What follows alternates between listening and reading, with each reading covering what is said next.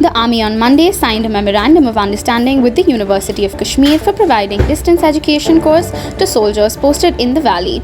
A defense spokesman said the agreement was signed by Vice-Chancellor of the University, Professor Talat Ahmad, and General Officer Commanding of Chinar Corporations, Lieutenant General D.P. Pandey at Gandhi Hall, University of Kashmir.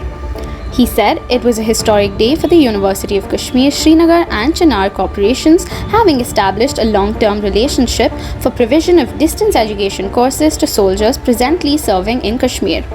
The spokesperson said, as envisaged in the MOU, the soldiers of Indian Army posted in Kashmir will be able to seek admission to various courses being offered by the Directorate of Distance Education, University of Kashmir. The type of courses being made available to Army personnel range from 6-month certificate courses to 1-year diploma courses and 2 years postgraduate courses.